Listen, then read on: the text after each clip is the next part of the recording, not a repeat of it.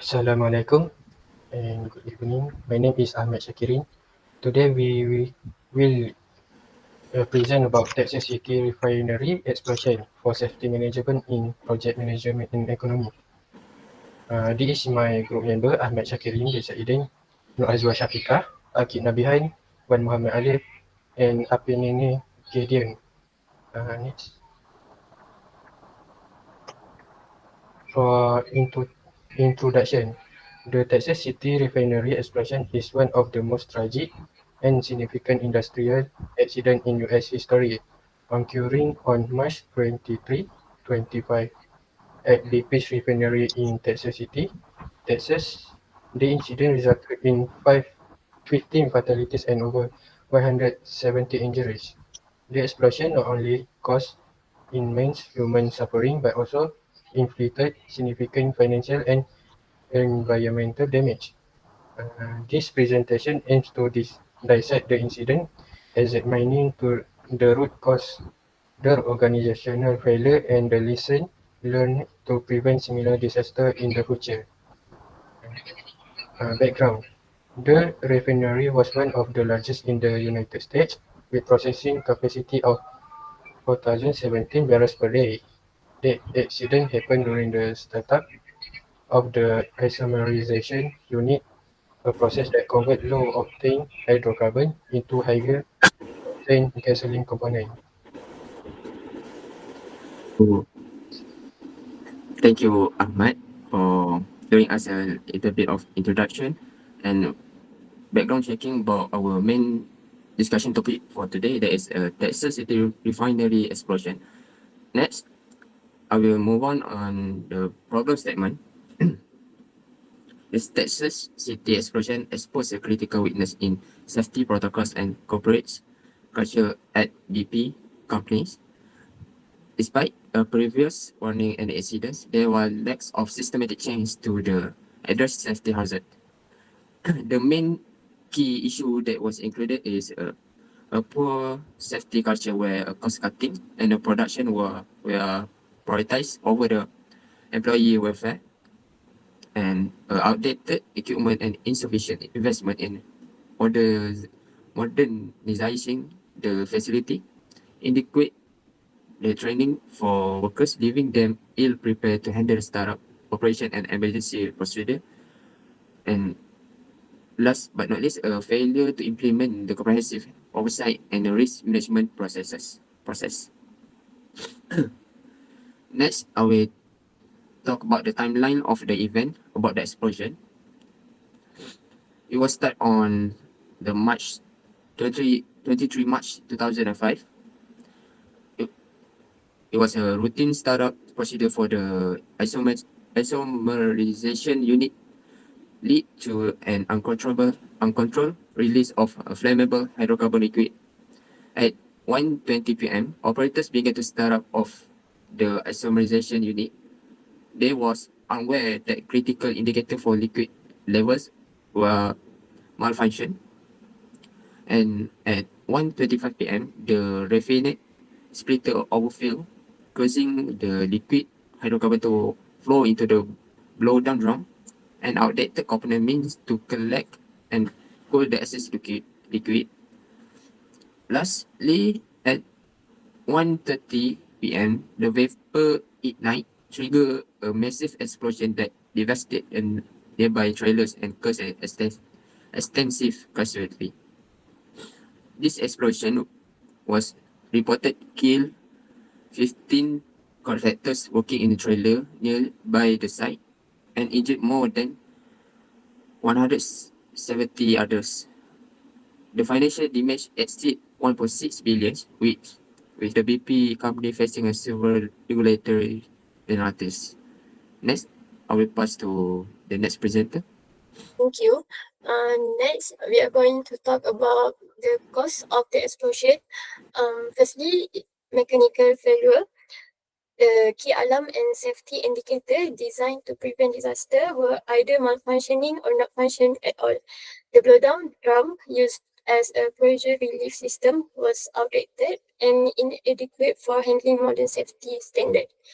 Next, there was human error. Staff mishandled highly pressured liquid level, leading to unsafe operation. They were aware of the risk, but procedure gap and a lack of enforcement led to catastrophic mistake.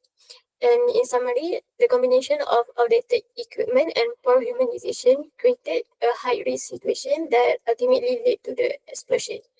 Next, and we are moving to the impact of the incident. Firstly, the explosion had devastating human cost, resulting in 15 deaths and over 170 injuries. Many survivors were left with life-altering trauma. The second one is economic impact were severe as well. BP faced over 1.6 billion in fines, repair and settlement. OSHA imposed a 50 million fine for safety violation, highlighting the regulatory failure. Lastly, the environmental impact was significant. Hazardous chemicals were released into the atmosphere, causing long-term harm to the environment and public health. In conclusion, this incident was a stark reminder of why safety measures and accountability are crucial in high-risk industry. Next, we are moving to other presenter. Azwa, for your sharing about the impact. Right now, let's go to the safety management failure. We'll go to the overview on the Texas City disaster and a significant deficiencies in BP safety management system. The first one is poor safety culture. The investigation revealed a culture that prioritize productivity over safety, often dismissing safety concern as secondary. So this is the one of the failure for the safety factor. And second is an indicate hazard analysis. Uh, Pre-startup hazard review were either incomplete or not conduct rigorously.